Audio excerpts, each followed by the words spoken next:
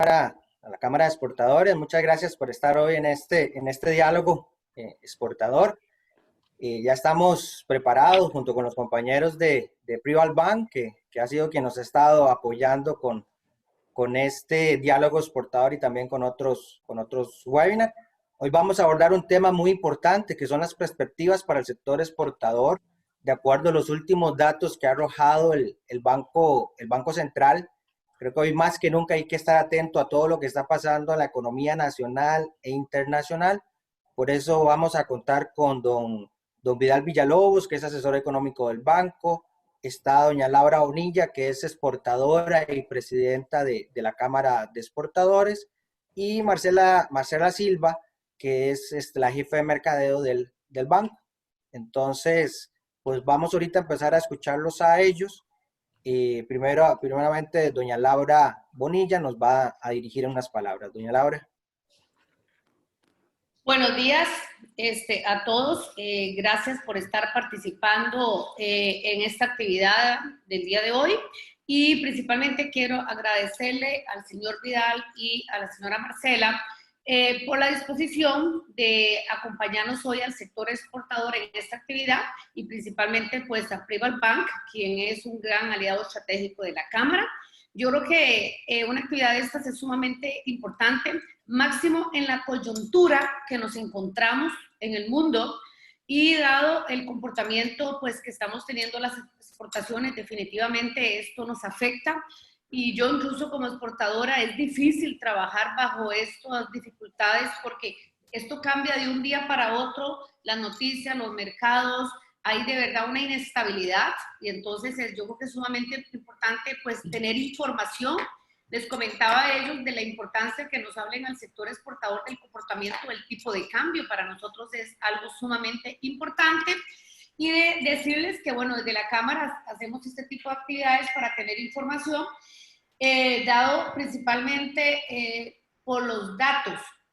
Yo siempre digo que los números no fallan. Según la promotora de comercio exterior, el primer trimestre las exportaciones aumentaron un 9%.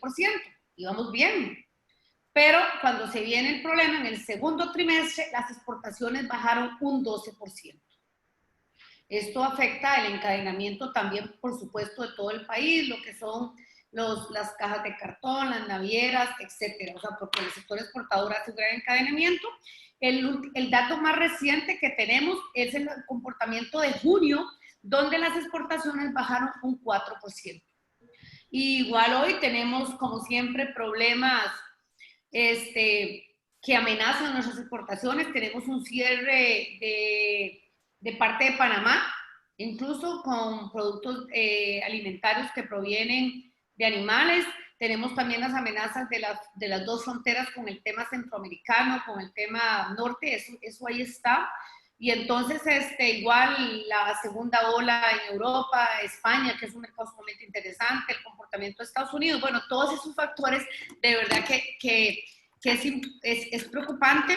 Y también no dejemos de lado del COVID en lo que se refiere al personal. La mayoría de exportadores no podemos hacer teletrabajo. Entonces las medidas son fuertemente mantener el contacto y vieran que es de verdad estresante el saber que tenés aquí en las plantas 250, hay gente que tiene 800,000 y cómo controlar eso. O sea, es algo fuerte el tema. Yo tuve, ustedes saben, una experiencia, gracias a Dios ya todos bien, fueron asintomáticos, pero es bien estresante. Yo debo decirles que me siento agotada, pero para adelante, como siempre, ¿verdad? Más bien hoy saludos desde la zona norte. Aquí estoy haciéndole frente con doble mascarilla y a seguir cuidando detalles. Muy buenos días a todos. Muchísimas gracias, doña Laura. Y como decía doña Laura, bueno, Prival es una empresa asociada a Cadexco. Hoy en esta actividad nos acompañan, la gran mayoría son empresas asociadas, y a los que no los invitamos a formar parte pues de esta comunidad, de esta familia que es la Cámara de Exportadores, y que puedan pues participar en todas las comisiones, en todos los espacios que tenemos para las empresas exportadoras de todos los sectores, bienes o servicios. Y como por ejemplo en este momento con Prival, que es asociado a hacer actividades en conjunto. Doña Marcela. Gracias, muy buenos días a todos. De parte de Prival Bank les extendemos un saludo muy cordial a todos los afiliados a Cadexco que nos acompañan hoy, y bueno, también nos acompañan por acá algunos clientes del banco de Prival Bank. Les extendemos este saludo. También agradecer a Cadexco por hacernos parte de estas iniciativas en las que logramos unión, fuerza para actualizarlos y que ustedes logren tomar sus decisiones ante estas situaciones que estamos enfrentando actualmente.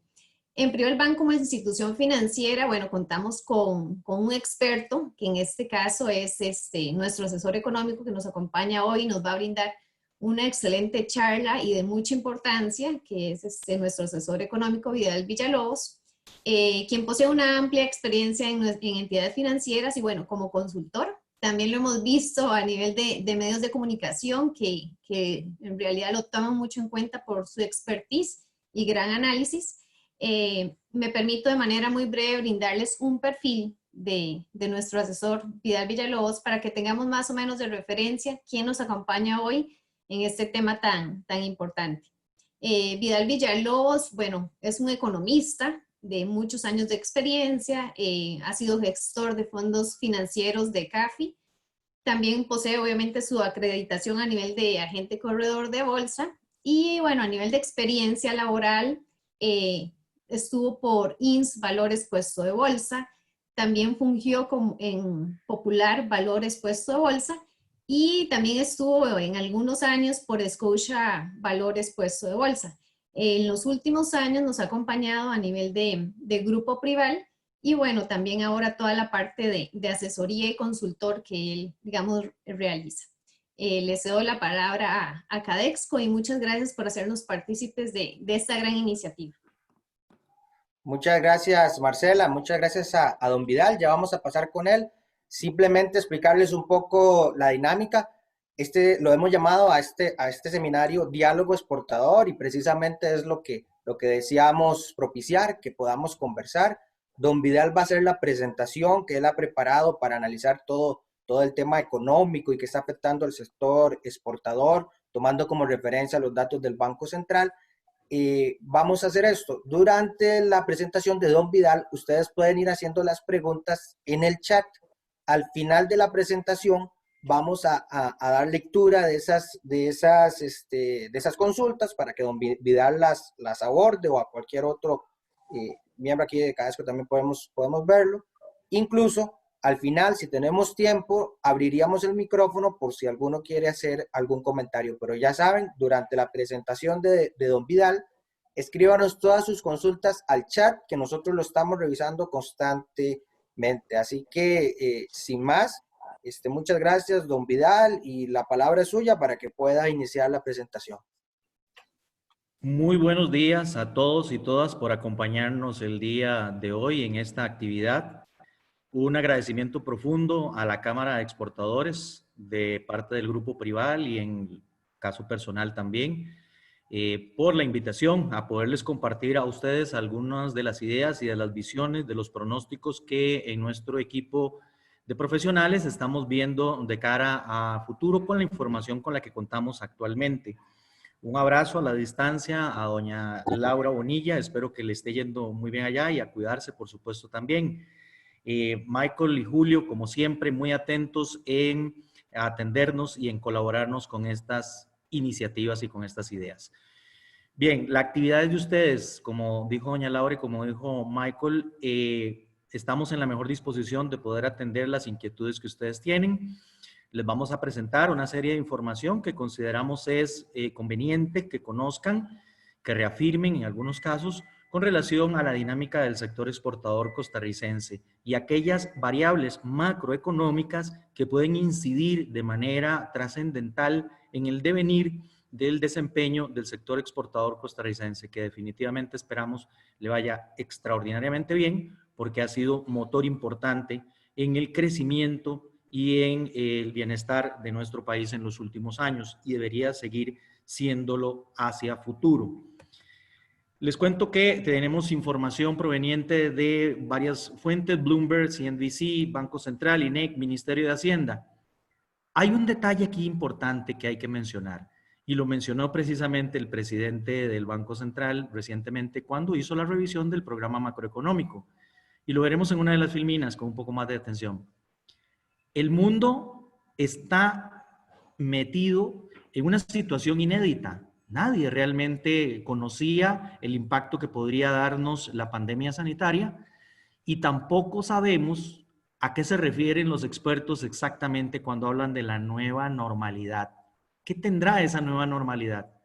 Quien diga que conoce exactamente eso, me parece que no lo está acompañando la verdad, porque cada día nos sorprenden cosas y como decía doña Laura, esta incertidumbre en la que está en este momento el mundo impide tomar decisiones de mediano y de largo plazo con certeza, tanto a las familias como a los empresarios. Y resulta ser que la disponibilidad, la calidad de la información con la que cuentan los entes que la procesan y sobre todo los que hacen pronósticos está también complicada. Por ejemplo, el INEC. El INEC levanta la encuesta para precios de consumo y ha tenido que hacer en los últimos meses una herramienta que se llama imputación de precios, porque si hace una encuesta y llega a la tienda y esta está cerrada, o llega al hotel y nadie le atiende, o llama a una empresa y no están, difícilmente van a tener los datos. Y esos son los datos base precisamente para hacer pronósticos. Entonces, advierten Fondo Monetario Internacional, Banco Mundial, BID, BCE y nuestro propio Banco Central de que tenemos que tener bastante cuidado porque las cosas pueden cambiar con el devenir del tiempo. Veamos brevemente qué vamos a ver en el mundo, pero la promesa aquí es concentrarnos sustancialmente en las variables macroeconómicas que a ustedes les puede interesar. Por ejemplo, el dinamismo esperado y en qué sectores se estaría esperando un dinamismo para el cierre de este año y sobre todo ya de cara al 2021, que la mayoría de nosotros a estas alturas del año estamos trabajando ya con presupuestos para el próximo año. Veremos variables macro muy importantes como el tema de la inflación, tasas de interés y la promesa que le hicimos precisamente a doña Laura de ser abundantes en el manejo del tipo de cambio, no solamente con relación al dólar, sino que haremos algunas referencias también a otra moneda como es el euro en la medida en que algunos exportadores precisamente tienen contacto con el viejo continente. Doña Laura nos adelantaba algunas métricas que han sido publicadas por Procomer con el cierre de junio. Yo les voy a dar algunos datos adicionales para que veamos cómo se está moviendo la situación exportadora en nuestro país. Vamos al mundo y me concentro fundamentalmente en arrancar con los Estados Unidos. Al cierre de junio, el trimestre en los Estados Unidos dio cuenta de una caída de casi el 33% de la producción. El trimestre que cerró en marzo ya había alertado de una caída importante en los Estados Unidos, 5%. Y Estados Unidos sigue siendo nuestro principal socio comercial en materia de exportaciones, importaciones, turismo y generación de inversión extranjera directa. Nunca antes en la historia los Estados Unidos habían enfrentado una caída tan vertiginosa y tan profunda, ni siquiera en la gran recesión del 2008, ni siquiera tampoco en la crisis de fondos del 82 de la Reserva Federal. Las guerras, la Primera, la Segunda Guerra Mundial o incluso la Gran Depresión de los 20, había tenido una caída cercana al 30%, pero no del 33%. Evidentemente esto está pasándole la factura al resto del dinamismo global. Y así como Estados Unidos está mostrando esta situación, otras zonas, como la zona euro, también. Sin embargo, no es tan dramático en este momento la caída de manera porcentual. Al cierre precisamente del primer trimestre de este año, Europa denotó una caída cercana al 3%. Las más importantes, Italia con un 5%, Francia con un 5%, España con un 4%, Alemania, que junto con Francia son el motor de la economía europea, se encogió un 2.3%. La pandemia inició en China, el cierre empezó precisamente en China y tenemos una caída en el primer trimestre de un 7%. Sin embargo, así como ellos se cerraron, se abrieron relativamente rápido. Y vean ustedes que ya tenemos más bien un segundo trimestre en China con una recuperación del 3.2%. Este es el segundo motor del mundo, detrás de los Estados Unidos, cuyo Producto Interno Bruto alcanza cerca de los 23 trillones de dólares. Costa Rica, antes de la pandemia, estimaba un PIB anual de 62 billones de dólares. Para que nosotros pudiéramos alcanzar la producción de los Estados Unidos, tendríamos más o menos que juntar, ahorrar cerca de 425 años de PIB costarricense para alcanzar precisamente la primera economía del mundo. Y nos concentraremos fundamentalmente en ver datos de Estados Unidos en la medida en que, como insisto, es nuestro principal socio comercial. Claro, la pandemia ha afectado sustancialmente el comercio y la producción industrial. El encierro, las cuarentenas, el confinamiento ha hecho que el consumo se reduzca de manera dramática. Pero ojo, un detalle importante. El comercio y la producción industrial ya venían cayendo, perdón, desde el año pasado. Y esto se debe fundamentalmente a la guerra comercial que ustedes recordarán el año pasado arreció entre los Estados Unidos y China.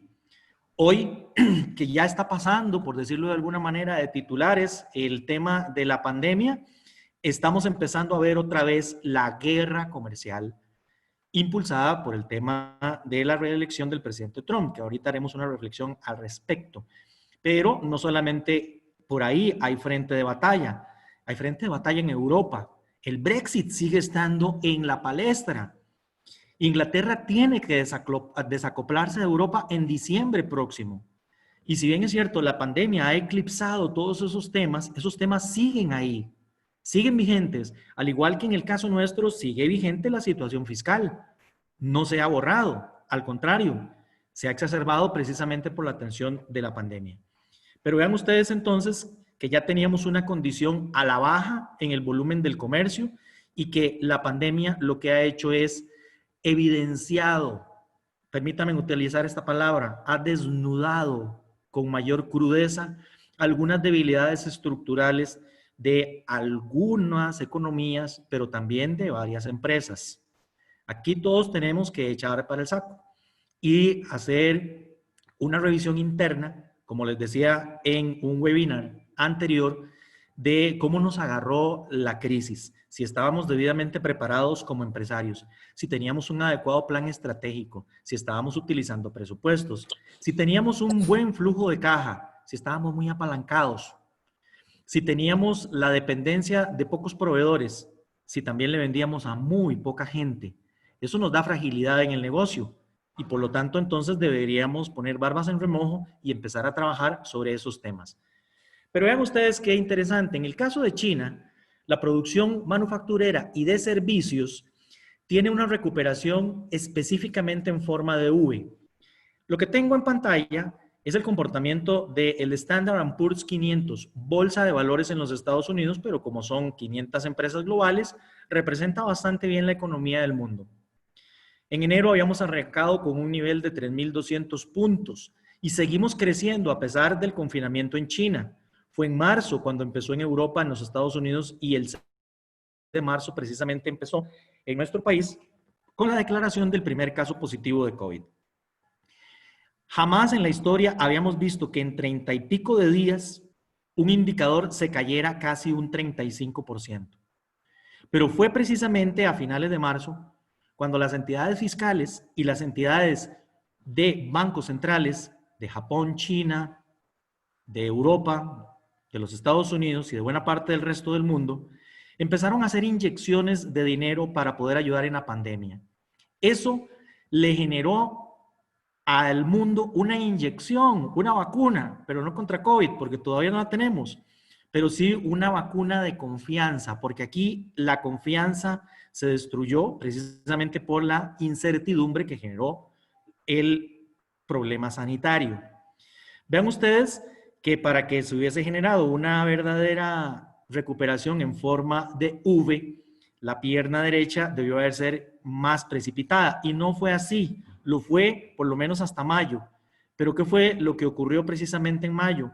Se empezaron a ver ciertamente problemas en mercados de materias primas, en mercados como el petrolero, ya vamos a verlo, y empezaron las posibilidades y las amenazas de una segunda ola pandémica, junto con el retraso de que un tratamiento como el Remdesivir de la empresa Gilead en los Estados Unidos o las vacunas que nos están prometiendo se van atrasando. Y eso genera incertidumbre en el mercado. En este momento hay grandes cantidades de liquidez inyectadas en el mercado. Pero como le contaba doña Laura, estamos con ese dinero pegados en el muy corto plazo. Costa Rica no escapa de esa situación, como veremos más adelante. Y lo que necesitamos para los empresarios, incluso para muchas familias, es que los recursos estén disponibles a mediano y a largo plazo, en condiciones favorables. Aquí estamos hablando de buenas tasas de interés, buenas cuotas, buenos plazos. Ojalá si pudiéramos tener periodos de gracia, como los está teniendo el gobierno de la República con los financiamientos que estamos buscando.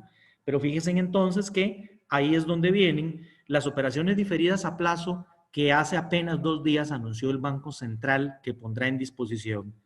Y voy a dejar eso ahí como en un velo para que me mantengan el interés en la presentación, en las últimas firmilas. Vamos a correr el velo y les vamos a contar qué es lo que hay detrás de ahí y cuál es la oportunidad que podríamos tener. Porque si bien es cierto, tal y como lo dijo nuestra presidenta, doña Laura Bonilla, hay una serie de amenazas, pero también eso podría convertirse en una oportunidad si la logramos aprovechar. Tengo en pantalla ahora el precio del barril de petróleo WTI West Texas Intermediate, que es el que utiliza Costa Rica como referencia en esta parte del mundo. Al otro lado del mundo se usa el del Mar del Norte, el Brent. ¿Por qué esto es importante? Porque impacta el tipo de cambio. El año pasado, 17,000 millones de dólares importados, 2,240 millones la primera factura, la primera línea de importación, diésel y gasolina, porque recuerden que nosotros no compramos petróleo. De hecho, ahora cuando revisemos los datos que pronostica el Banco Central, verán datos muy altos con relación a este. Es que el banco no trabaja con el barril de petróleo, trabaja con el precio de la gasolina y del diésel, y por eso resulta ser más alto, porque ya estamos hablando de producto terminado. El año pasado, fíjense que estuvimos enfrentando en promedio un barril de petróleo cercano a los 55 dólares y el que nosotros compramos ahí entre 75 y 80 dólares, ya la gasolina. Desde que China entró en confinamiento al inicio del año, el precio del petróleo empezó a caerse. Al inicio del año el mundo consumía 100 millones de barriles de petróleo y se producía más o menos eso, tratando de mantener un equilibrio y tratando de sostener también los inventarios estratégicos que todos los países utilizan. Pues bien, resulta ser que para marzo los países de la OPEP se encontraban literalmente en una batalla campal discutiendo si el programa de recortes que hace 3 años atrás habían acordado se mantenía o no, y venció, sin acuerdo. Lo que amenazaba entonces con que tendríamos probablemente producción adicional, sobre todo de parte de Arabia Saudita y de Rusia. Y en los mercados, las informaciones previas tienen un efecto importante en los precios. No necesitamos que la economía real se manifieste ya definitivamente. La oferta y la demanda que conocemos. No, dentro de esas condiciones está lo que la gente cree que puede pasar. Y hay 2 cosas importantes que los precios reflejan. Y todo esto, créanme, lo he estado estudiando recientemente porque con toda esta novedad de las neurociencias, ahora se está hablando de neuromarketing, que probablemente ustedes lo han escuchado. Pero también hay neuroeconomía, así que me he tenido que reinventar de alguna manera estudiando precisamente la nueva teoría, los nuevos programas de economía que se están dando en el mundo, en donde entra biología, sociología. ¿Por qué? Porque hay que estudiar la fisionomía del cerebro para saber cómo está tomando la gente decisiones. Es una novedad enorme, aquí nos tenemos que estar reinventando constantemente, pero los precios, ya lo sabíamos los economistas, reflejan el sentimiento de la gente y fundamentalmente 2. confianza o miedo. Y en estos momentos la incertidumbre genera fundamentalmente que los precios estén reflejando eso. Los precios son el idioma universal que utilizamos los economistas. Los productores, al ver el comportamiento de un precio, tienen una señal y toman decisiones, pero los consumidores también. Entonces, el idioma universal para los economistas es el precio.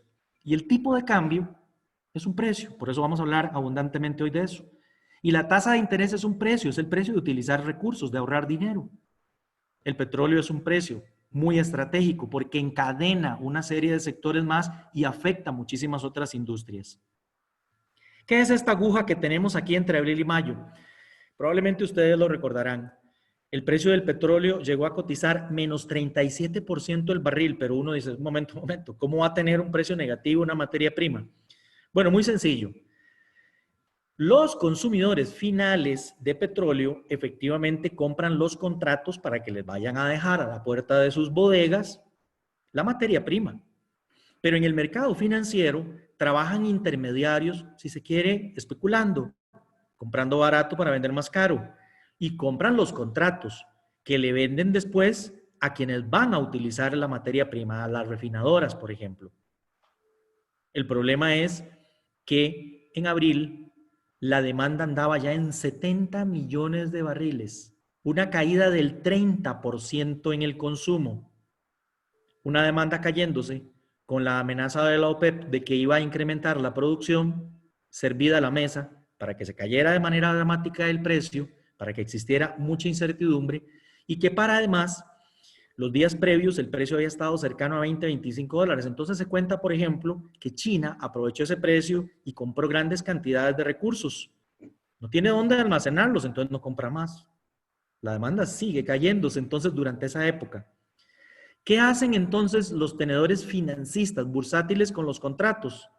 No se pueden esperar al día siguiente a que les lleguen ahí con el cisterna lleno de petróleo. Simple y sencillamente los regalan y tratan incluso de darle un premio al comprador para que busque dónde almacenarlo. Se habla de que en tanqueros marítimos hay cerca de 160 millones de barriles de petróleo almacenados en el mundo. Y hay fotografías que ustedes pueden conseguir ahí en internet, donde hay tanqueros literalmente parqueados al frente de los puertos, de las refinerías, esperando una reactivación. Estoy en un seminario web aquí para 45 minutos más. ¿Está bien que te llama o tienes algo muy importante? ¿Por qué se da el incremento en el precio reciente del barril de petróleo? Bueno, básicamente porque la demanda empieza a reactivarse. China empieza a flexibilizar su confinamiento, Europa y los Estados Unidos, y se alcanza, aunque sea parcial, un acuerdo de recorte de producción por parte de la OPEP. Ya dijimos que estaban sobrando 30 millones de barriles al día. El recorte fue de 9.7%. ¿Y qué es lo que está ocurriendo en este momento en el mercado? Bueno, una serie de fuerzas que se están conjuntando.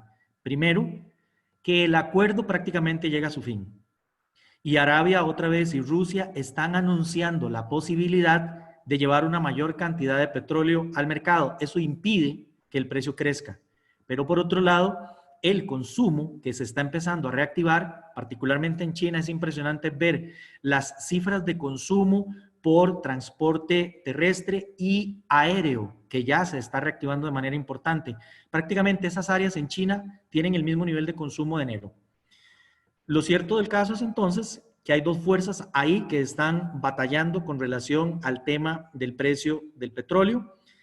Algunos especialistas en el mercado consideran que podría estar llegando hacia finales del año entre 45, 47 dólares, pero, y aquí hacen una observación, todo depende de lo que haga el COVID en el resto del año y sobre todo lo que hagan los hacedores de política económica, particularmente en cuarentenas y confinamientos y en atender quizás de manera diferente el asunto de la pandemia y no con los encierros que tuvimos a principio del año.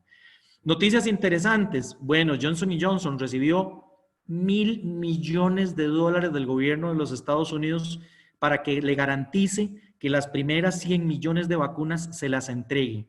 Cada vez más tenemos más cerca el tema de la vacuna. Moderna, por otro lado, indica que cada dosis de vacuna va a estar entre 32 y 37 dólares. Si vean, dentro de las cosas que ha desnudado el COVID-19, que ya lo sabíamos, pero nos dio una bofetada adicional, es el tema de la desigualdad social que hay en el mundo. $32, $37 para el mundo desarrollado, me refiero a Japón, Europa, Australia, Nueva Zelanda, algunos países latinoamericanos y algunos sectores de esos países, tal vez no verán tan difícil alcanzar esos precios, pero para una buena parte del mundo es un precio realmente importante. Vamos a ver cómo continúa este tema, pero el hecho de que nos anuncien que ya una vacuna esté dando efectos, que haya pasado precisamente por todas las etapas de revisión clínica, eso le inyectará confianza al mercado de cara a lo que se nos viene en los próximos meses. Voy a ir cerrando la parte internacional para contarles que, bueno, como nuestro principal socio sigue siendo los Estados Unidos, aquí tenemos nosotros que darle seguimiento también a todos los retos que el presidente Trump está enfrentando. Una segunda ola pandémica en algunos estados vitales para Costa Rica. Nosotros dependemos muchísimo de lo que le pase a Nueva York, lo que le pase a Texas, a California y a la Florida. Y resulta ser que particularmente este último estado está siendo muy afectado por la segunda ola pandémica. El presidente se enfrenta a agitación civil también por la condición en particular que ha estado manejando la ola pandémica, pero tiene propios clavos ya previos, por ejemplo, el tema del muro con México y el lamentable deceso de George Floyd, el negro este que fue asesinado por policías. Todo eso le ha generado realmente complicaciones a Trump. Y le pasa la factura. Todas las encuestas en este momento dan por ganador a Joe Biden, el ex vicepresidente de la administración Obama. Y el presidente Trump está intentando hacer lo posible para recuperar el camino y mantener la silla en la Casa Blanca. Cosas como ¿qué está planteando? Bueno, nos hemos dado cuenta de que le está ofreciendo a empresas norteamericanas radicadas en China que regresen a América. Pero no solamente cuando habla de América se refiere a Estados Unidos, sino que se refiere a una ubicación geográfica cercana a Estados Unidos que les sirva de estrategia y que no lo ponga en riesgo, evidente como lo dejó el COVID-19, de que teniendo proveedores allá en China, se le complica mucho la cadena de abastecimiento, tanto para la compra como para la venta. Entonces el presidente Trump está intentando hacer un programa de invitar de nueva cuenta a las empresas a regresar. Ojo que aquí dijimos íbamos a hacer un recuento de cosas y que podríamos estar teniendo retos y oportunidades. ¿Habrá alguna oportunidad ahí para Costa Rica? Particularmente en los sectores que han demostrado muchísimo dinamismo en la crisis. Bueno, muy atentos al tema. Y les decía que, por supuesto, el tema del conflicto con China se volverá a poner en la palestra. Este tema le dio réditos electorales en las pasadas elecciones al presidente Trump y no me cabe duda que lo va a volver a utilizar. En el caso de Europa, les decía que uno de los temas importantes que existen ahí es el tema del Brexit, que sigue estando pendiente y que tendrá que consolidarse a finales de este año. Ha habido grandes problemas sanitarios, pero también ha habido problemas políticos en Europa para que se pongan de acuerdo en la ayuda, sobre todo sanitaria y particularmente para los países del sur. Los países del norte, los escandinavos, por ejemplo, son mucho más disciplinados en el tema fiscal. Entonces no han querido soltar la factura con la finalidad de favorecer a países como por ejemplo España, como por ejemplo Grecia, que están teniendo embates fiscales muy importantes. Se logró un acuerdo y esto me hace entonces pie para decirles lo siguiente con relación a la disponibilidad de euros y de dólares en el mundo. Se han estado inyectando cantidades industriales de las dos monedas. El tipo de cambio es un precio. Cuando las cosas escasean, el precio sube, cuando abundan, baja. Y en este momento la liquidez del mundo es impresionante. Primero para atender la pandemia sanitaria y ahora los bancos centrales en una segunda ronda lo que han estado haciendo es inyectando recursos pero para la recuperación económica. Se estima que el sector privado requiere una ventana de tiempo entre 4 y 5 años para la recuperación. Entonces hagan cuenta de que esos niveles de liquidez permanecerán. Alguno de ustedes se podría estar preguntando, ¿y los riesgos de inflación? Esa misma pregunta nos hicimos en la crisis subprime, la inmobiliaria, en el 2010, cuando se inyectaron también grandes cantidades de recursos. Los Estados Unidos inyectaron en aquel momento un 25% de su PIB. Y por eso el dólar se mantuvo relativamente estable, relativamente abundante. ¿Okay? Seguiremos construyendo el tema del dólar porque Costa Rica tiene sus propias situaciones estructurales que explican el comportamiento del dólar en los últimos días. Y les dejaremos aquí algunos de los pronósticos que estamos planteando. Bien, con esto vamos a nuestro país. Una especie de cierre internacional. La pandemia nos sorprendió, habían algunas estructuras que ya estaban debilitadas, probablemente esas estructuras no lleguen al otro lado del río. Y aquí estamos hablando entonces de cambios en la cosa pública, pero también en la estructura privada. Algunas empresas que tenían una precondición de salud precaria, como lo que les mencioné hace un momento atrás, falta de planificación estratégica, falta de presupuestos, no manejo de flujos de caja, alto apalancamiento, dependencia de un comprador, de un solo vendedor. Esas debilidades hicieron que entraran a la pandemia con una precondición clínica ya comprometida. Y así como nos lo han explicado para la salud de las personas, yo traslado la analogía a las empresas. Sabemos que lamentablemente muchos empresarios no los veremos lamentablemente al otro lado del río. Pero mientras esta situación no se defina y mientras sigan las grandes cantidades de ayuda fiscal y monetaria en el mercado, abundarán los recursos y por lo tanto las tasas de interés permanecerán relativamente bajas. ¿Y qué va a pasar con los tipos de cambio? Bueno, en el caso nuestro, el dólar, como les decía, tiene sus propias broncas internas. Con el tema del euro, lo que tenemos que ir revisando es el desarrollo de la situación en Europa en el futuro, que una separación como la que Inglaterra o más bien Reino Unido está planteando no contagie a otros países que se vean incluso debilitados por el asunto de la pandemia, porque entonces se perdería parte de la confianza en la moneda comunitaria, se dejaría de demandar y ahí es donde entonces tendríamos variaciones en los precios. Por lo pronto, sigue siendo el dólar una moneda de refugio, el euro sigue siendo una moneda de refugio y por lo tanto se demanda como moneda de refugio. Y en la medida en que empecemos a reactivar la economía, se demandarán esas monedas para poder hacer el pago de las facturas internacionales. Más adelante, cuando hagamos el tema de comercio internacional en nuestro país, ahondaré con relación a ese tema. Por lo pronto, ¿qué han hecho nuestras autoridades? Banco Central han tratado de poner un poquito las cosas fáciles en materia de crédito. ¿Qué han hecho? Recordarán ustedes que bajaron el encaje mínimo legal en colones del 15 al 12% con la finalidad de que abundaran recursos en la economía. No les estoy hablando de la situación COVID. Esto fue previo, porque nosotros el año pasado, el antepasado y el 2017 tuvimos nuestro propio clavo, nuestra crisis fiscal. Nadie más la estaba enfrentando, solo Costa Rica. En aquel momento tuvimos que agenciárnoslas para buscar recursos. Muy duro, muy difícil, a corto plazo, muy caro todo.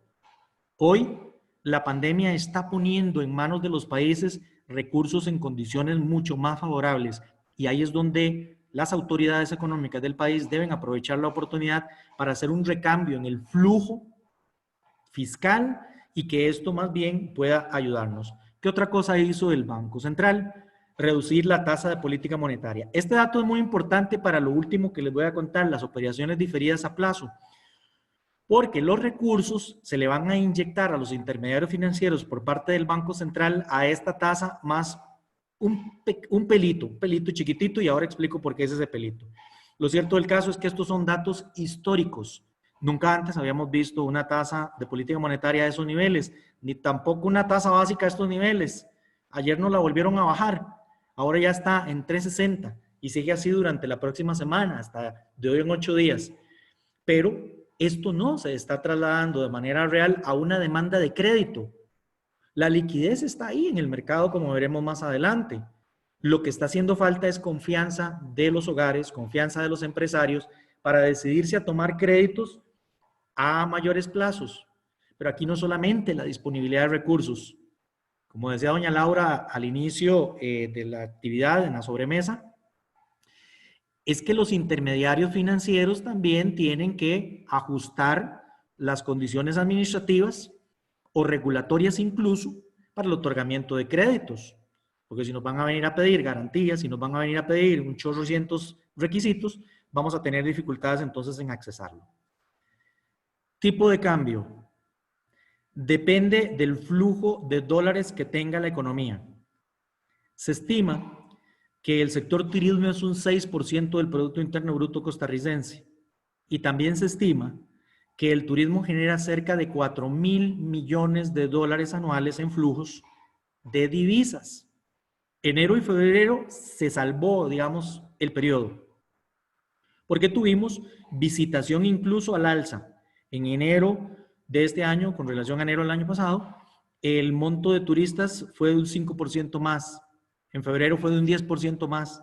Marzo prometía romper récords, pero lamentablemente a partir del 15 empezó el encierro. Empezaron a cancelarse reservaciones en hoteles y vuelos.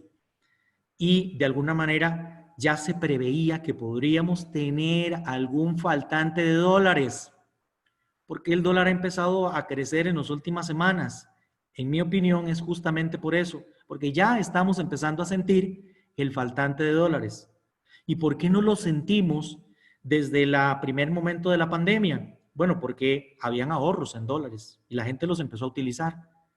Y alguien que tenía ahorros de manera importante fue el gobierno de la República. Recuerden que el año pasado, en noviembre, el gobierno de la República fue a traer 1.500 millones en colocaciones de eurobonos a los plazos 2031 y 2044. Esos dineros estaban depositados cuando arrancamos el año, con un saldo. ¿Cuánto era el saldo? Poco más de 900 millones de dólares. Tantos eran los dólares que teníamos al inicio del año, casi como 9.000 millones de dólares, casi un 15% del Producto Interno Bruto costarricense, que el Banco Central dijo, un momento. Ojo que estoy en enero, ¿eh? Estamos teniendo dificultades en la economía. Estamos apenas creciendo un 2,5% proyectado para este año. Pero ¿quiénes son los motores, los que nos están jalando? Turismo y los exportadores. Afectarles el tipo de cambio es pegarnos un balazo en el pie. Entonces no podemos permitirnos una apreciación del tipo de cambio. Lo que vamos a hacer es que vamos a mandar a pagar el saldo que debemos del Fondo Latinoamericano de Reservas. Se mandaron a pedir 1.000 millones en el 2018. ¿Para qué se pidieron esos 1.000 millones? No sabíamos cómo iban a resultar los balazos del tema fiscal y si íbamos a lograr finalmente aprobar la 9635, Ley para el Fortalecimiento de las Finanzas Públicas. Se logró, se hizo, perfecto. Pero entonces no se necesitaban utilizar esos recursos, así que mejor vamos pagando esos recursos para no tener tantos dólares en la economía, porque si las cosas abundan, bajan de precio. En el caso nuestro, se aprecian. Se mandaron a pagar, el gobierno de la República va sacando paulatinamente los recursos que tenía ahí aprobados, pero el 14 de abril entran los primeros 500 millones de dólares provenientes del acuerdo con la Comunidad Andina de Fomento. Los primeros recursos a largo plazo, en buenas condiciones, con tasas de interés bajas, que nos permiten trabajar el tema de la pandemia. Y esto tiene una serie de condiciones y de implicaciones para la economía. Ojo que me centro en tasas de interés y en tipo de cambio para ustedes, señores exportadores. Como el gobierno de la República tenía el saldo de eurobonos, tiene lo de la CAF y tiene 380 millones también que se lograron con el BID y con la Agencia Francesa de Desarrollo y que también ya entraron y están depositadas en las reservas monetarias internacionales y el gobierno las puede estar utilizando, ahí hay varias condiciones importantes. En la medida en que el gobierno utilice paulatinamente esos recursos, de alguna manera neutraliza parcialmente el faltante de dólares de turismo. Pero por otro lado, ¿cuál es nuestra principal factura de importación? Las gasolinas. Si la gasolina está más barata, necesitamos menos dólares de salida al país para importar esas materias primas. Se estima que son a estas alturas cerca de 600 millones. Vean entonces que también ahí tenemos un atenuante para el tipo de cambio. Por eso es que no se ha desperdigado el tipo de cambio con una apreciación abrupta o con una depreciación. Una apreciación que evidentemente afectaría muchísimo al sector turismo y al sector de exportación. El sector turismo hoy está cerrado. Entonces, si antes dependíamos de 2 motores, ahora solamente tenemos encendido uno. Los exportadores, que dependen de un ambiente propicio, pero en ese ambiente hay una variable fundamental, el tipo de cambio. Y estoy claro que las autoridades monetarias del país también lo tienen claro. No podrían permitirse tampoco una depreciación tremendamente acelerada, porque aquí hay otro detalle. El país probablemente conforme vaya en la reactivación empezará a demandar materias primas internacionales. Muchos de ustedes las importan para poderlas reprocesar. Bueno, ya saben ustedes que si se deprecia la moneda de manera importante, los costos de importación se incrementan y eso se traslada a inflación. Inflación no es problema, ya lo vamos a ver. Pero aquí mi punto no es tanto el tema de los macroprecios, sino de la reactivación. Hay que darle estabilidad también al sector de importación en la medida en que es un sector importante para la reactivación. Entonces vean el equilibrio tan importante que va a tener que trabajar el Banco Central en darle al sector exportador el espacio para que continúe creciendo, pero que tampoco esto represente un problema en la recuperación de la economía. ¿Qué fue lo que pasó aquí recientemente? Tal vez ustedes lo escucharon la semana pasada.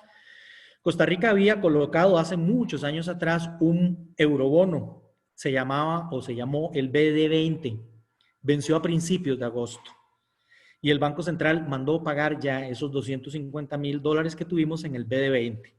Vean ustedes que cada una de estas cosas tiene su razón de ser. Tiene detrás una situación real de la economía. ¿Qué les puedo contar por lo pronto y lo que se viene para el tema cambiario? Bueno, que ya tenemos aquí 500 millones de CAF, 380 millones de BID. Ya la Comisión de Hacendarios aprobó hace un par de días el nuevo crédito del Fondo Monetario Internacional por 508 millones. Aquí los vamos a tener que sumar. Y si se vienen más créditos a partir de en el resto del año, esto va a seguir subiendo. ¿A dónde van a terminar las reservas monetarias internacionales? Con el faltante de turismo y con la reducción que tuvimos también en exportaciones por el menor dinamismo en Europa y particularmente en los Estados Unidos, que es nuestro principal socio comercial, lo que pasa es que las importaciones se han caído también. El precio del petróleo se ha caído también. Y estamos trayendo dinero en préstamos internacionales. Lo que está más que compensando el tema, y ahora vamos a ver que, a pesar de esta situación, a final del año vamos a terminar con más dólares que con los que empezamos. Vean que durante buena parte del año tuvimos una relativa estabilidad. Aquí, cuando estalló el tema del COVID, nos llenamos de miedo y empezamos a ahorrar en dólares, a demandar más dólares. Cuando revisamos las métricas de agregados monetarios, vemos cómo los ahorros y las cuentas corrientes se incrementaron muchísimo en este momento. Luego empezamos a entender un poquito más cómo era la situación, el gobierno también gastando sus dólares, lo que le ha permitido al gobierno financiarse a través de esa fuente y no presionar el mercado interno con aumentos de tasas de interés, que en otras oportunidades, como en la crisis fiscal del 17, 18 y parte del 19, fue la tónica.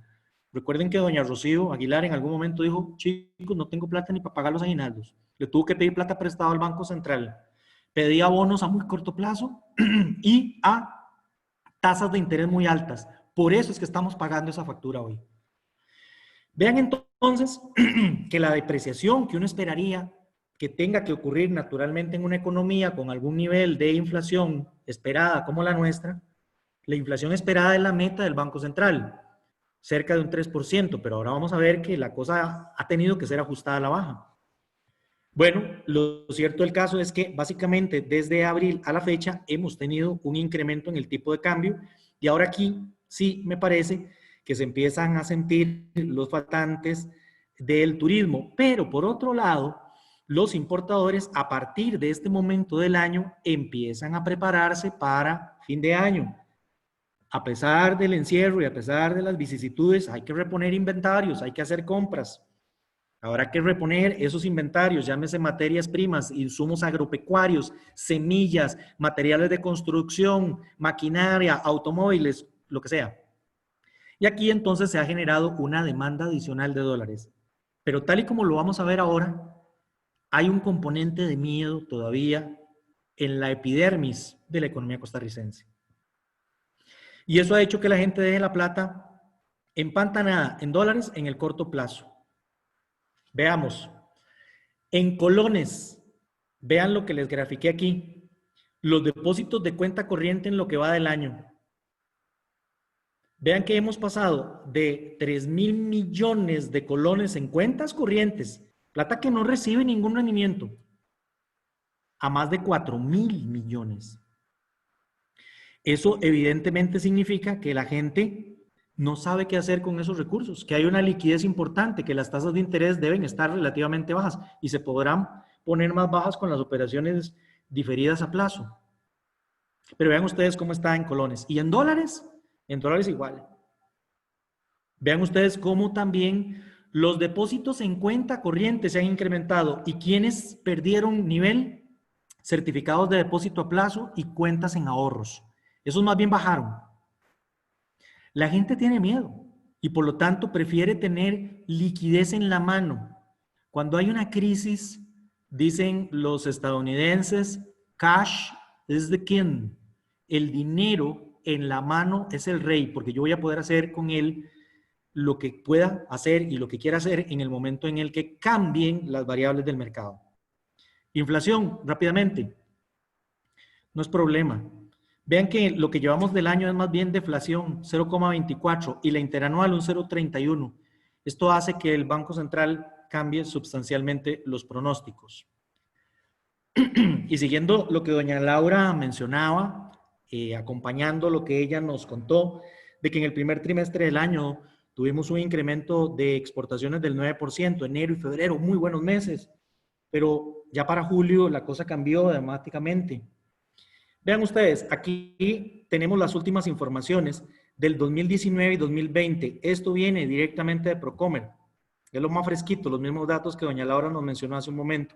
Vean en el primer trimestre de este año, las exportaciones totales en el primer trimestre del año pasado eran menores, el dato que nos dio doña Laura. ¿Y cómo cerramos junio? Aquí sí hubo una rebaja importante. Y aquí ustedes van a poder ver los mercados, cómo se han venido comportando. Les indico que evidentemente esta presentación queda a disposición de ustedes a través de CADEXCO y a través de Prival. Y el video va a tener también disponibilidad después de la actividad. ¿Qué les puedo contar adicionalmente de otros datos de exportación? ¿Cómo están los regímenes? El régimen definitivo, que es el que no incluye maquila y zonas francas, vean ustedes cómo está. Pero vean que zonas francas ya superó al definitivo. Esto desde el 2019. ¿Cómo nos vemos en el segundo trimestre de este año? También con una superación.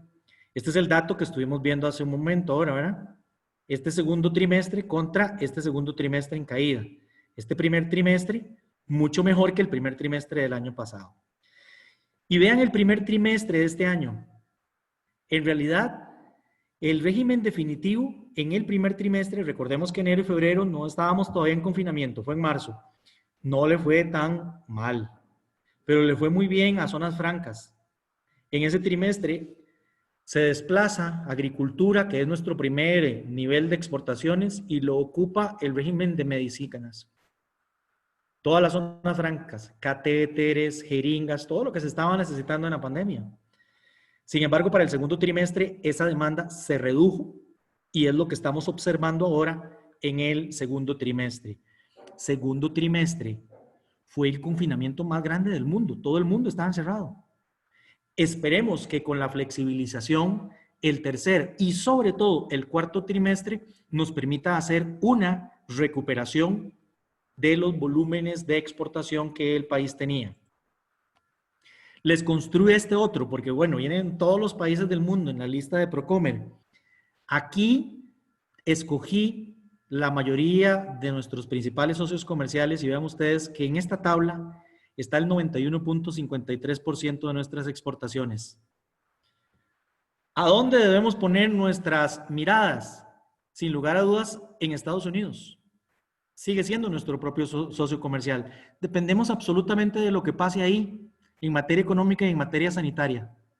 Luego, Holanda es nuestro segundo destino como país. Bélgica es nuestro segundo destino. Siempre hemos dicho que Centroamérica, después de los Estados Unidos, esto es nuestro segundo destino. Claro, porque es que estamos sumando a Guatemala, Panamá, Nicaragua, Honduras y El Salvador que anda por aquí. Esto nos pasó también la factura en exportaciones con el encierro temporal que tuvimos de la frontera norte y sur, como ustedes recordarán. Por eso, uno de los riesgos que plantea el Banco Central en el programa macroeconómico, que lo vamos a revisar rápidamente y me detengo en las cosas que al sector le interesan, advierte que uno de los riesgos importantes es que se nos vuelvan a cerrar las fronteras otra vez. Bueno, ya doña Laura nos hablaba de la situación que estamos viviendo con algunos productores de leche en la frontera sur. ¿Ok? Bueno, pues estos son los países más importantes de manera macro para el país. Y en materia de sectores, el sector agrícola entrega el 27.42%. Pero vean ustedes quién está en segundo lugar. Equipos de precisión y médicos. La industria alimentaria, súper importante. Electrónica, química, pecuaria, plástico, caucho. Estas son las industrias más trascendentales en materia de exportación del país.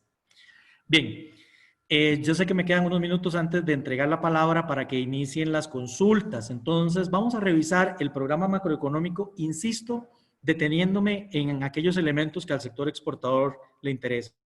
Vamos.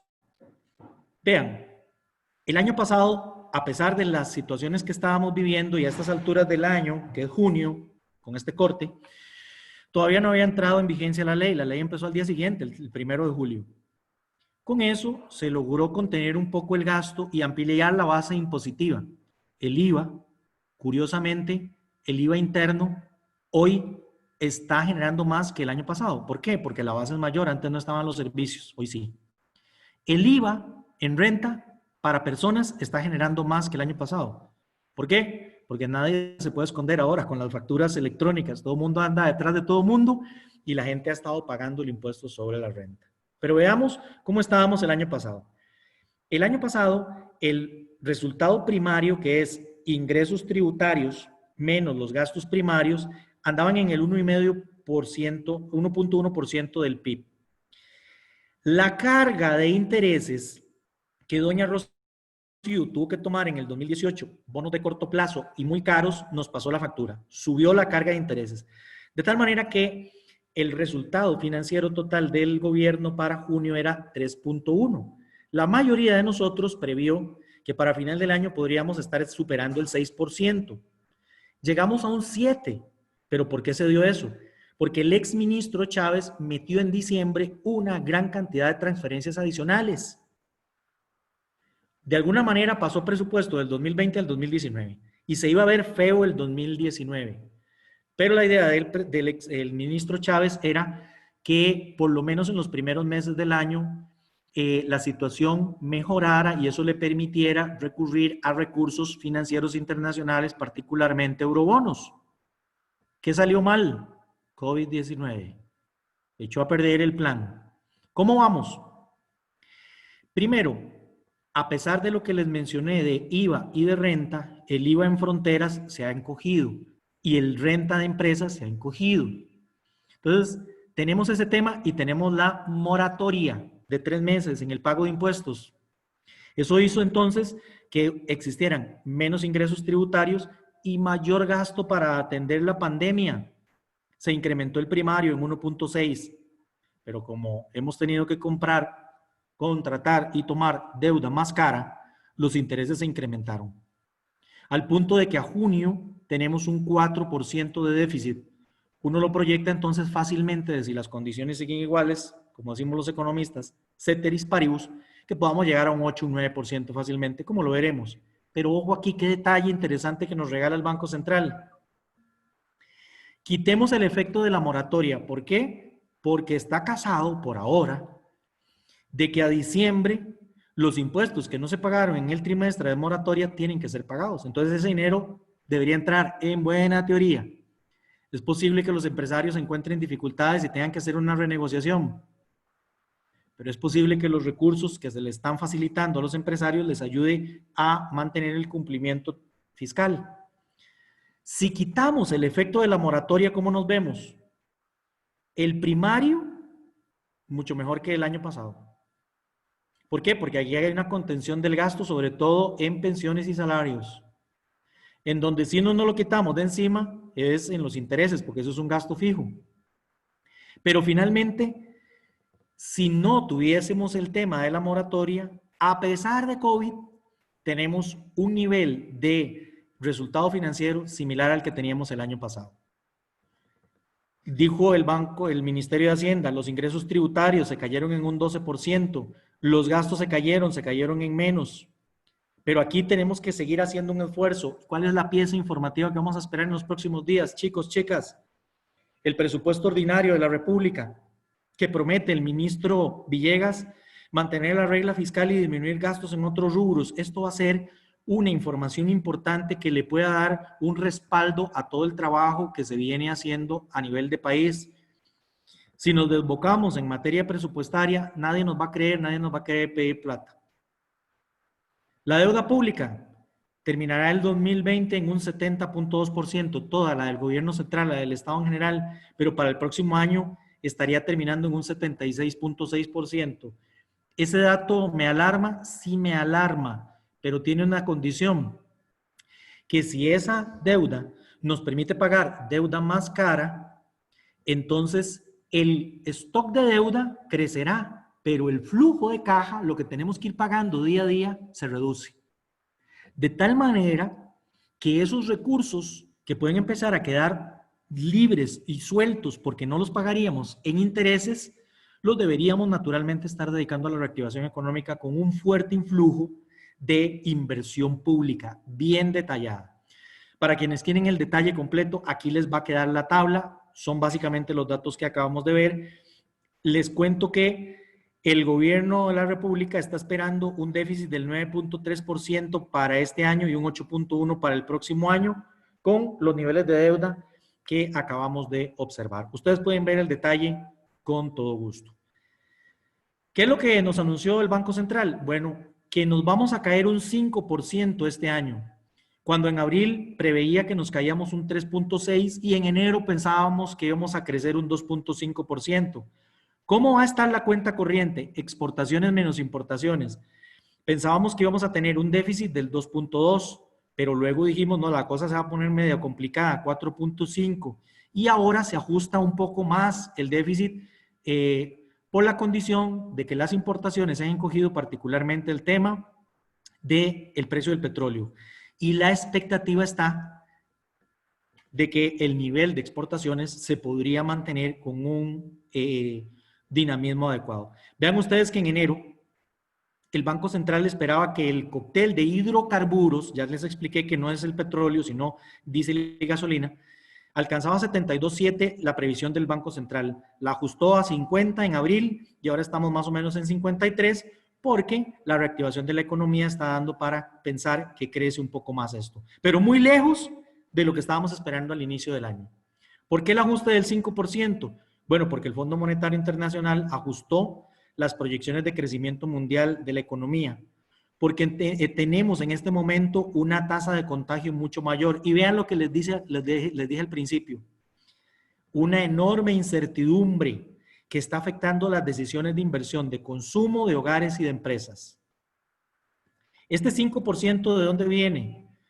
De que los hogares recogen su consumo en un 3%, la inversión se va 8.8%, pero vean el sector exportador y de importaciones, es el que más afectación está teniendo en la sumatoria del PIB. Hay algunos recursos de obra pública que se van a poder defender y el consumo del gobierno tendrá un crecimiento de 0.7. ¿Cómo se ve para el próximo año? Crecimiento de 2.3, consumo de hogares creciendo 1.4, gobierno 1.1, inversión, regresando inversión, exportaciones.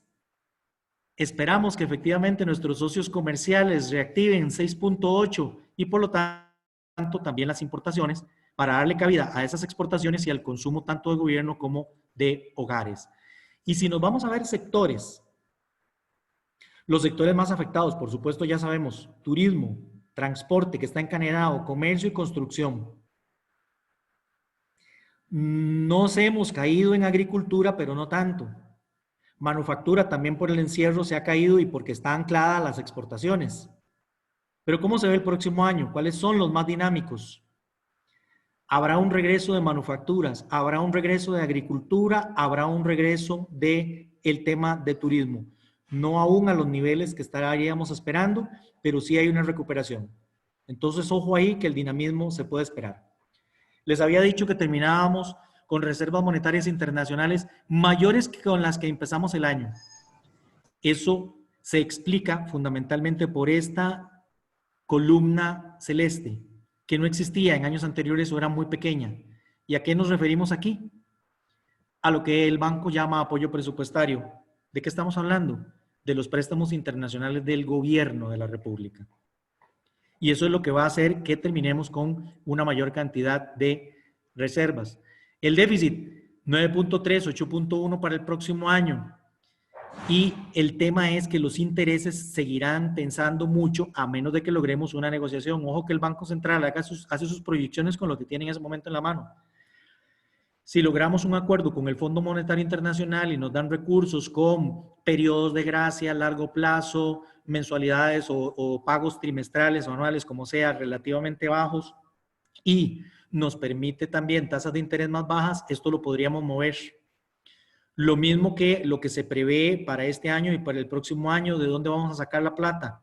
Este año en buena medida por todos los préstamos internacionales, pero el próximo año no lo vamos a tener. Entonces vamos a tener que recurrir al mercado interno y esto podría presionar tasas de interés a menos de que el gobierno tenga una negociación con el Fondo Monetario Internacional y otros organismos en donde los recursos estén en camino.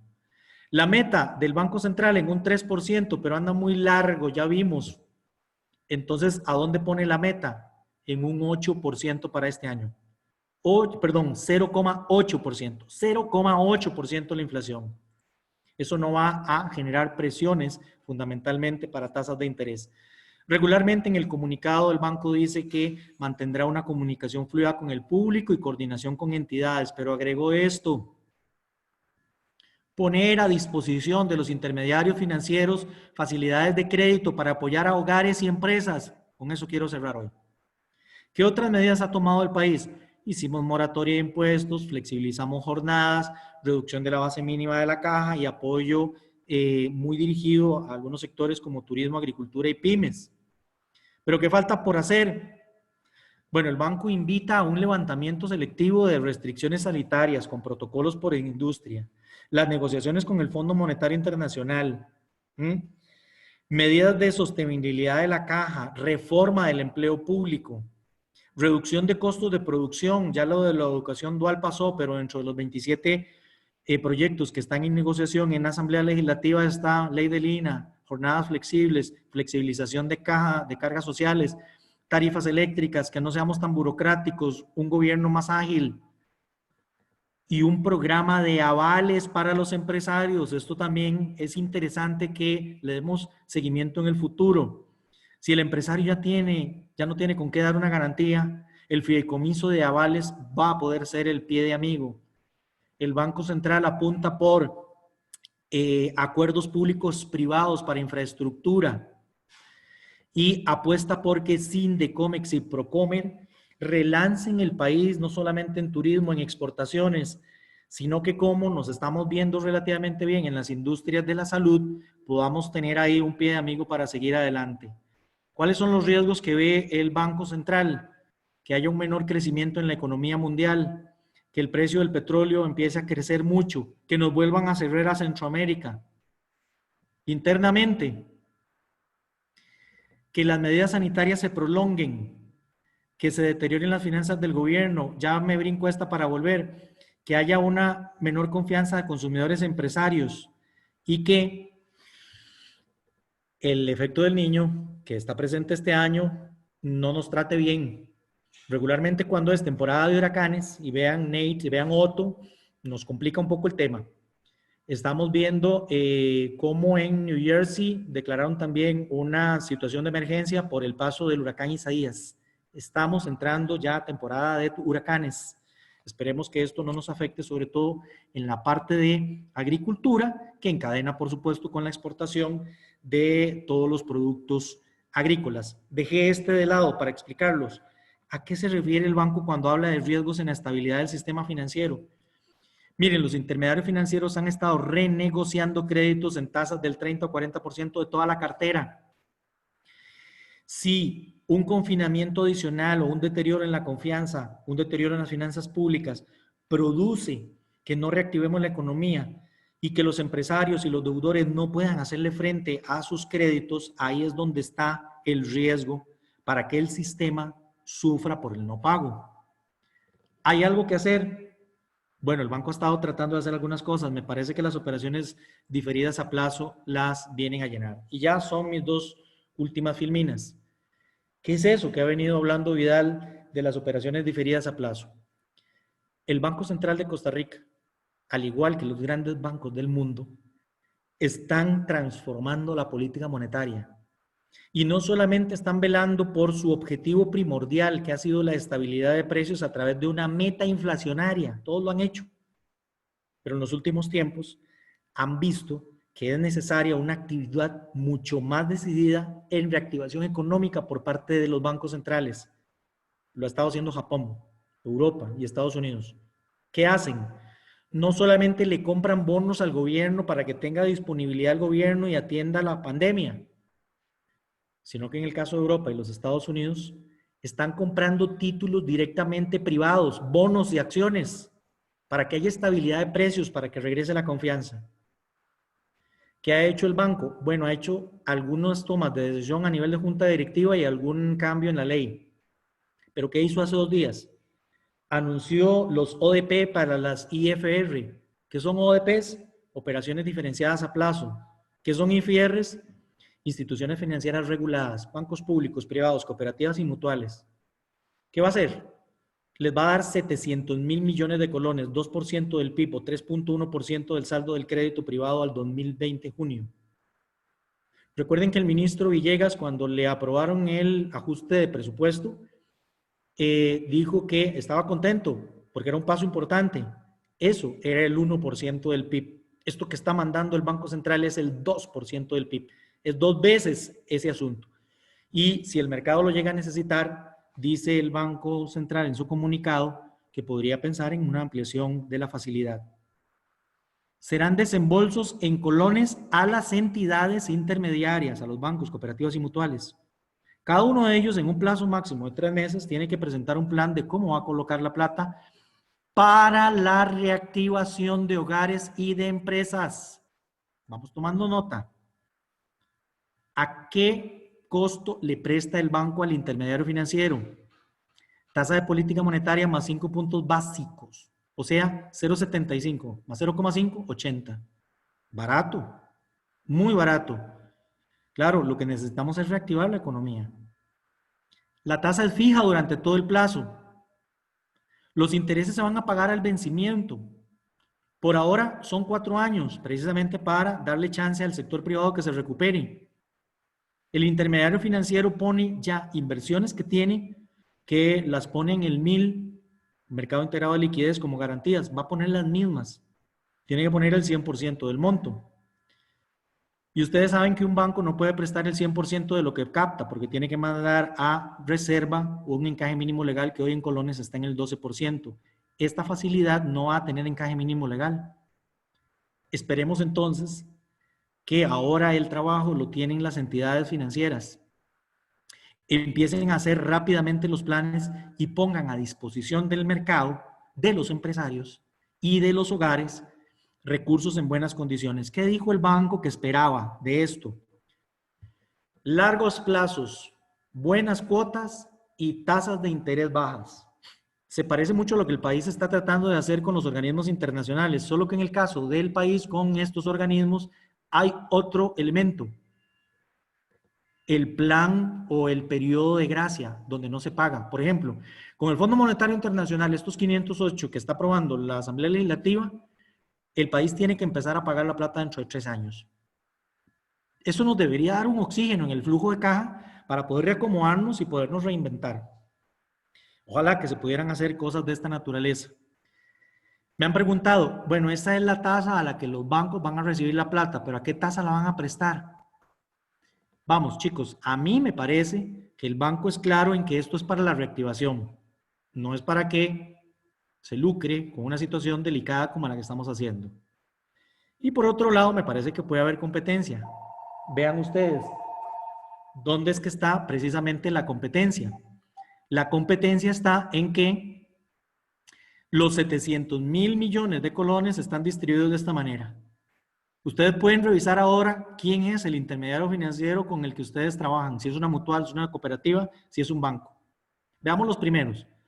El Banco Nacional va a recibir 128.000 millones de colones, BAC 91.000, BCR 81.000, Popular 77.000, Scotiabank 50.000, Caja de Ande 42.000, Da Vivienda 35.000, Promérica 26.000, Mutual Alajuela 20.000, Copenade 19.000, Servidores 17.000, Copeande número 1 14.000 y voy a quedar aquí con los que tienen más de 10.000 millones. Copealianza. Pueden revisar si el intermediario de ustedes está ahí, pero aquí, tal y como lo decía doña Laura al principio, y cierro esta parte para dejar el espacio a las consultas, ciertamente hay amenazas y hay retos, pero nuestra responsabilidad como empresarios es buscar dónde hay oportunidades y dónde tenemos que hacer los ajustes. Por ahora nada más les digo que para Grupo Prival es un privilegio, como siempre, estar trabajando de la mano con Cadexco en este tipo de actividades. Nos ponemos a las órdenes de todos ustedes. Las empresas a veces se ponen en contacto con nosotros y nos dicen, esa charla me la puede dar a mi junta directiva, cuenten con eso. Esa charla se la puede dar a mis gerentes, cuenten con eso. Y si tienen alguna consulta, pues también lo pueden hacer a través de Cadexco, que como les decía, con doña Laura, con Julio, con Michael, nos estamos hermanando para poderles dar un servicio de información de calidad. Don Michael. Don Vidal, primero agradecerle, ha sido una exposición sumamente integral, completa, donde inició abordando qué es lo que pasa a nivel internacional entre nuestros principales mercados para llegar al mercado nacional, pero en ningún momento ha dejado de ver los mercados externos y cómo esto afecta al sector exportador. Tenemos unos pocos minutos, hay preguntas, pero creo que han sido tocadas por usted durante la exposición. Una, por ejemplo, sobre cuál es el Producto Interno Bruto de los Estados Unidos y de China, tal vez si lo pudiera repetir. Y me gustaría mucho, don Vidal, si usted podría, ante todo este panorama internacional y nacional que nos ha planteado, resumir 2, 3 grandes consejos, recomendaciones que usted le da a los exportadores que en este momento están acá conectados en este seminario con usted. Muy bien, excelente. Les voy a recomendar la siguiente dirección, www.dep de deuda, clock de reloj, US de Estados Unidos, www.depclockus, para que vean una gran cantidad de datos de los Estados Unidos. La hojilla es un poquito pesada, entonces no me atrevo a levantarla ahora porque no sé si hasta se nos puede caer la presentación. Pero ahí van a encontrar el dato del Producto Interno Bruto de los Estados Unidos, 23 trillones de dólares. Les cuento un detalle también bastante interesante. En el caso de China, se estima que puede andar cerca de los 17 y 18 trillones. ¿Por qué el dato no es exacto? Porque no son de manejo público los datos chinos. Ellos son mucho más reservados con sus datos. ¿De dónde salen las estimaciones de comercio internacional, de exportaciones, de importaciones, de inversión que el resto del mundo tiene con China? Pero le voy a decir un detalle.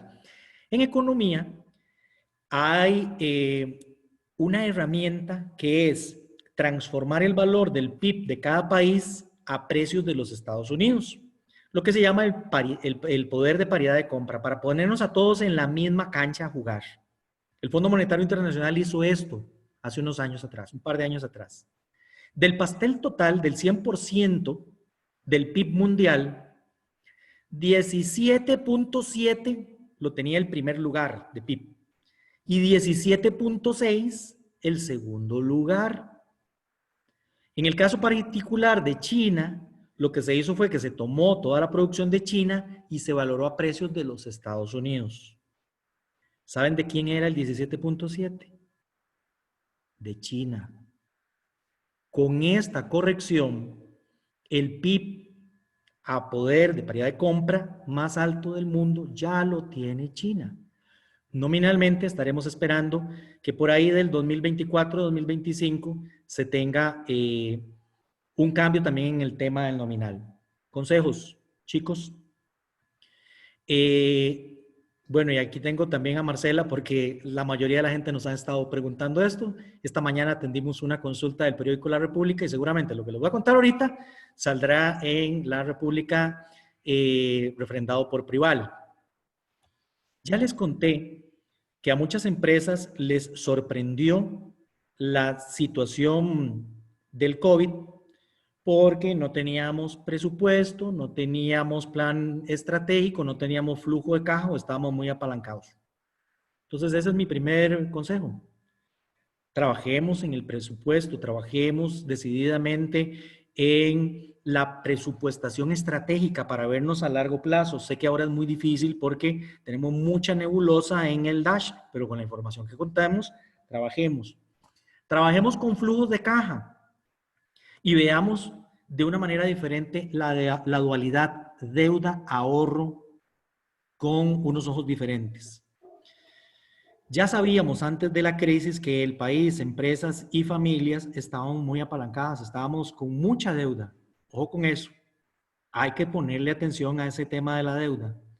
Y en el flujo de caja, en la medida de lo posible, si la disciplina la empezamos a generar, en la primera línea del flujo de caja, lo que deberíamos poner, aunque sea un poquito, es para los ahorros. Ahorros de previsión ante situaciones complicadas, porque con esos ahorros, evidentemente vamos a poder enfrentar situaciones que se vengan en el futuro. La Organización Mundial de la Salud dijo hace unos días atrás en un informe que a partir de este momento estima que en un ciclo de cada 5 años, la humanidad se estará enfrentando a una pandemia sanitaria, que de hecho ya lo estábamos haciendo, dice, pero no le habíamos tirado pelota.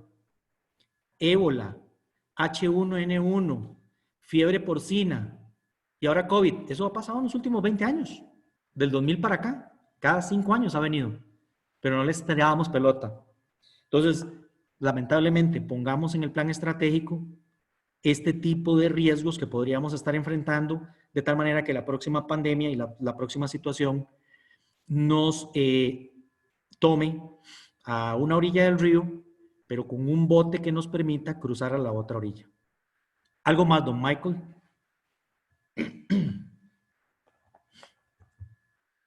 Estás con el micrófono apagado, hermano. Don Vidal, perdón. Hay una pregunta que se relaciona con la guerra comercial entre los Estados Unidos y China. O sea, si esto se profundiza de lo que se ha venido dando en las últimas semanas, ¿qué efecto puede tener en la economía internacional? Vimos en una filmina y les pido que cuando revisen la presentación regresen a esa filmina al inicio. El comportamiento del comercio mundial y de la producción industrial. El comercio mueve precisamente la producción industrial, así que la producción viene un poquitito rezagada atendiendo lo que el comercio está moviendo. Y habíamos visto que el comercio se cayó sustancialmente con la pandemia, pero que ya venía de capa caída en el 2019 precisamente por la guerra comercial. Creo que el tema de la guerra comercial está muy impregnado de lo que respira Trump. Trump fue el que lo utilizó como caballo de batalla en su anterior elección y lo siguió utilizando durante su gobierno. ¿Qué va a pasar en noviembre? Las encuestas por ahora dicen que Trump no sería electo. Y entonces Biden traería probablemente un cambio de política en general en los Estados Unidos, no solamente económica, diplomática, militar, sino que también probablemente comercial. Así que tendríamos que estar esperando. Por eso puse las elecciones de los Estados Unidos al principio. Es un tema que nosotros vamos a tener que estar siguiendo. Y de una vez, para sembrar el maíz del año, si le parece, con el permiso de doña Laura y de Michael y Julio, estamos intentando hacer estas actividades cada 3 meses cuando tengamos información valiosa. Entonces, hacia el cierre del año, probablemente, Michael, ya tengamos datos importantes como el plan de colocación de deuda, los resultados fiscales, el presupuesto de la República, las negociaciones con el Fondo Monetario Internacional, y eso nos deberían dar un panorama mucho más alimentado para contarles qué es lo que estamos viendo entonces para el próximo año. Queda planteado el compromiso y los invitamos, por supuesto. Don Michael, dígame más. Bueno, no, la mayoría es para agradecer, para decir que es una presentación pues muy valiosa. Y quisiera, por lo general no lo hacemos, pero esto es un diálogo exportador. Si alguno quiere tener una participación, simplemente pues puede escribirlo ahí, abrimos el micrófono, veamos a ver. Pero bueno, don Vidal, en general usted decía para el sector exportador el tema de los presupuestos, del flujo de caja y de medir los riesgos. Pues tenía usted la razón con ese dato que nos daba de que cada 5 años la humanidad viene enfrentando una pandemia de estas. Bueno, ya no tenemos ahí más preguntas. De parte de la Cámara de Exportadores, darle las gracias a Prival Bank. Es un banco asociado a la Cámara de Exportadores que está interesado en apoyarlos. Como Cámara, hemos llevado todo un programa de webinars, ofrecemos capacitaciones constantemente y mantenemos una pues, dinámica muy activa para poder ayudar al sector, representándolo en las diferentes instancias de nuestro gobierno, el sector público, en las diferentes mesas de trabajo y de negociación que hay. Agradecerles. Marcela, no sé si usted quiere también dar algunas palabras para finalizar. Hay que abrir el micrófono. Sí, abre tu micrófono. Muchas gracias a Cadexco, ¿verdad? Por nuevamente hacernos partícipe de estas iniciativas. Como decía Vidal, la idea es seguir apoyándoles con estos foros que les va a ayudar en el tema de toma de decisiones. Y a nivel de Prival, recordarles a todos los afiliados a Cadexco que a través de Prival tienen un gran beneficio, ¿verdad? Que sean a nivel de tipo de cambio. Entonces, a través del correo electrónico que les llegará por medio de nosotros de la presentación y el video, ahí les haremos mención que todos los afiliados a Cadexco pueden tener el beneficio de un tipo de cambio preferencial, es revisarlo con nuestro equipo de ejecutivos, con nuestros gerentes de relación, para que en algún momento ustedes lo puedan aprovechar. De parte de Prival Bank les agradecemos mucho la participación, porque si no fuera por ustedes, definitivamente estos foros no los podríamos estar también desarrollando. Y agradecerle también a Vidal, que siempre con su gran conocimiento nos da estas excelentes presentaciones y seguiremos desarrollándolas. De igual manera, quedamos a su disposición para cualquier consulta a través del correo electrónico que les estaremos enviando. En caso que quieran abordar un tema más puntual con Vidal o si surgieran consultas posterior a esta presentación. De parte de Prival Bank, un gusto y muchas gracias por su participación. De hecho, quiero despedirme y le pido a don Alberto, que hace una pregunta, que se ponga en contacto con nosotros a través de CAESCO, a través de Prival, y se la vamos a atender porque tiene sus vicisitudes. ¿Para qué quiere el apalancamiento? Para capital de trabajo, para inversión. Y, ojo, hay que esperar a ver qué pasa con esta nueva facilidad que el Banco Central está estableciendo. A todos los demás, a don José, a don Alberto, a Eileen, a don Oscar, a Manuel, muchas gracias por los valiosos comentarios que están haciendo. Y, por supuesto, también muchas gracias a doña Laura por habernos invitado. Michael, como siempre, un extraordinario colaborador para nosotros, a don Julio de igual manera, y a todos, por favor, cuídense mucho, y estoy seguro que Dios Todopoderoso bendice a nuestra tierra, bendice a Costa Rica, y juntos vamos a salir adelante de esta situación. Que Dios les bendiga y éxitos en sus familias, en sus vidas y en sus empresas. Gracias a todos por atendernos. Muchísimas gracias a todos los asociados y demás empresarios. A los asociados hoy en la tarde les estaremos haciendo llegar pues toda esta información que vimos hoy con don Vidal. Que tengan un muy buen día, muchísimas gracias y estamos acá en la Cámara de Exportadores para apoyarles. Hasta luego, gracias. Gracias.